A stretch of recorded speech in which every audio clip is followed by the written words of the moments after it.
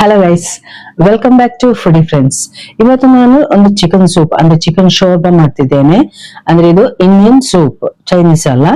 ಇದಕ್ಕೆ ನಾನು ಕಾರ್ನ್ಫ್ಲವರ್ ಅದೆಲ್ಲ ಹಾಕೋದಿಲ್ಲ. ಇದು ಹೆಲ್ತ್ ಬೆನಿಫಿಟ್ ಆದ ಸೂಪ್. ಇದಕ್ಕೆ ನಾವು ಕೊರಿಯಂಡರ್ ಲೀವ್, ಪೆಪ್ಪರ್, ಗಾರ್ಲಿಕ್ ಅದೆಲ್ಲ ಹಾಕಿ ಮಾಡ್ತಿದ್ದೀವಿ. ತುಂಬಾ ಅಂದ್ರೆ ತುಂಬಾ ಹೆಲ್ತ್ ಬೆನಿಫಿಟ್ ಉಂಟು ಇದ್ರಲ್ಲಿ. ಮತ್ತೆ ಇದು ಹುಷಾರಿಲ್ಲದೆ ಇರುವಾಗೆಲ್ಲ ಮಾಡಿ ಕೊಡ್ಬೋದು. ಅದೇ ಫೀವರ್ ಎಲ್ಲ ಇರುವಾಗ ಸ್ವಲ್ಪ ಮಾಡಿ ಕೊಟ್ಟರೆ ಒಳ್ಳೆ ಬಿಸಿ ಬಿಸಿ ತಿನ್ಲಿಕ್ಕೆ ಕುಡಿಲಿಕ್ಕೆ ಖುಷಿ ಆಗ್ತದೆ. ಬನ್ನಿ ರೆಸಿಪಿಯನ್ನು ಸ್ಟಾರ್ಟ್ ಮಾಡುವ.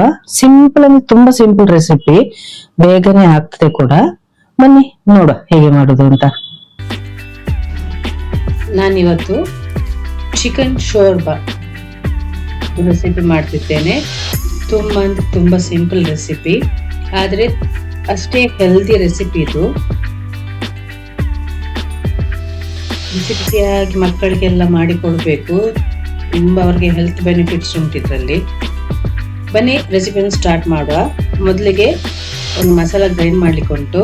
ಅದಕ್ಕೆ ಒಂದು ಮುಷ್ಟಿಯಷ್ಟು ಕೊತ್ತಂಬರಿ ಸೊಪ್ಪು, 1 ಟೀ ಸ್ಪೂನ್ ಪೆಪ್ಪರ್,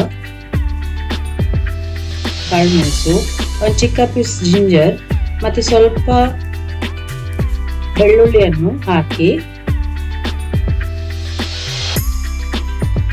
ಒಂದು ಈರುಳ್ಳಿಯನ್ನು ಹಾಕಿ, ಸ್ವಲ್ಪ ನೀರು ಹಾಕಿ ಗ್ರೈಂಡ್ ಮಾಡಿ. ನೋಡಿ ಹೀಗೆ ಬರಬೇಕು. ಈಗ ಒಂದು ಬಾಣಲೆಗೆ 1-2 ಟೀ ಸ್ಪೂನ್ ಘೀಯನ್ನು ಹಾಕಿ, ಇದಕ್ಕೆ ಒಂದು ಚಿಕ್ಕ ಪೀಸ್ ಕೆತ್ತೆ, 1-2 ಲವಂಗ, 1 ಏಲಕ್ಕಿಯನ್ನು ಹಾಕಿ, ಒಂದು ಈರುಳ್ಳಿಯನ್ನು ಕಟ್ ಮಾಡಿ ಹಾಕಬೇಕು. ಚಿಕ್ಕ ಚಿಕ್ಕ ಕಟ್ ಮಾಡಿ ಹಾಕಿ ಇದನ್ನು ಸ್ವಲ್ಪ ಫ್ರೈ ಮಾಡಿ. ತುಂಬಾ ಫ್ರೈ ಮಾಡಬೇಕು ಅಂತ ಏನಿಲ್ಲ, ಸ್ವಲ್ಪ ಫ್ರೈ ಮಾಡಿ.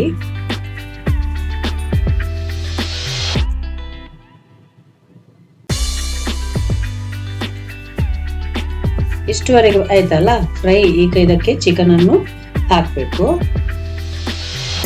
ಚಿಕನ್ ಅನ್ನು ಹಾಕಿ ಮಿಕ್ಸ್ ಮಾಡಿ 1-2 ನಿಮಿಷ ಫ್ರೈ ಮಾಡಿ, ಮತ್ತೆ ಕವರ್ ಮಾಡಿ ಇದನ್ನು ಕುಕ್ ಮಾಡಿ. ಒಂದು 5 ನಿಮಿಷದಷ್ಟು ಕುಕ್ ಮಾಡಿ.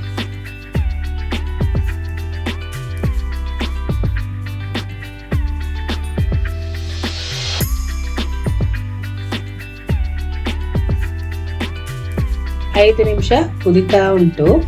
ಈಗ ಇದಕ್ಕೆ ನಾವು ಗ್ರೈಂಡ್ ಮಾಡಿಟ್ಟ ಮಸಾಲ ಉಂಟಲ್ಲ, ಅದನ್ನು ಹಾಕಬೇಕು.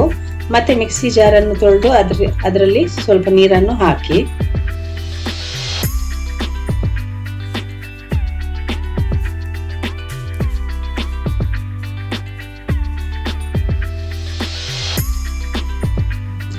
ಇದಕ್ಕೆ ರುಚಿಗೆ ತಕ್ಕಷ್ಟು ಉಪ್ಪು ಮತ್ತೆ 1 ಟೀ ಸ್ಪೂನ್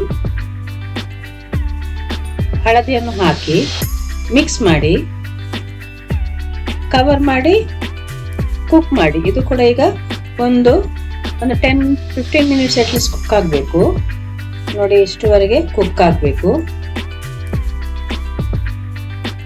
ನೋಡಿ ಚಿಕನ್ ಎಲ್ಲ ಬೆಂದಿದೆ. ಇದಕ್ಕೆ ಈಗ ನೀವು 4 ಕಪ್ ಅಷ್ಟು ನೀರನ್ನು ಹಾಕಬೇಕು. ನಮಗೆ ಸೂಪ್ ತರ ಬೇಕಲ್ಲ, ಅದಕ್ಕೆ ನೀರು ಜಾಸ್ತಿ ಹಾಕ್ತೀವಿ. ನಾನು ಇದಕ್ಕೆ ಗ್ರೀನ್ ಚಿಲ್ಲೀಸ್ ಹಾಕ್ಲಿಲ್ಲ, ಸೊ ಖಾರ ಇರುವುದಿಲ್ಲ, ಮಕ್ಕಳಿಗೆಲ್ಲ ಕೊಡಬಹುದು ಇದು.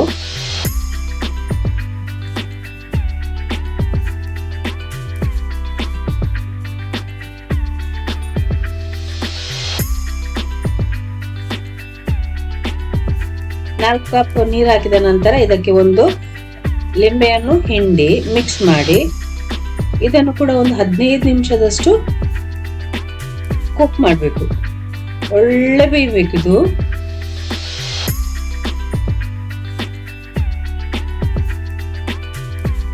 ನೋಡಿ ಎಣ್ಣೆಲ್ಲ ಬಿಟ್ಟಿದೆ. ನಮ್ಮ ಶೋರ್ಬಾ ರೆಡಿ ಆಯಿತು. ಇದನ್ನು ನಾನು ಸರ್ವಿಂಗ್ ಬೌಲ್ಗೆ ಹಾಕ್ತಿದ್ದೇನೆ.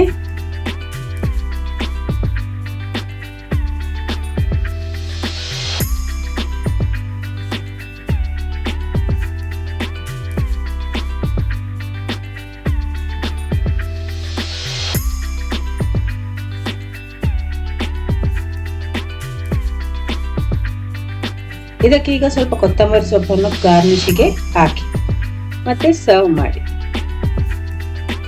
ತುಂಬಾ ಒಳ್ಳೆಯದು. ಜ್ವರ ಎಲ್ಲ ಇರುವಾಗ ಕೊಡ್ಬಹುದು. ಆಕ್ಚುಲಿ ಇದು ಸ್ವಲ್ಪ ಶೀತಗೆಲ್ಲ ತುಂಬಾ ಒಳ್ಳೇದಿದು.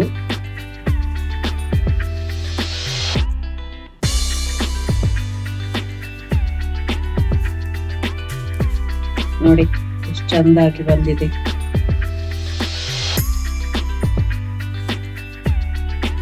ಟೇಸ್ಟ್ ಮಾಡಿ ನೋಡ್ತೇನೆ.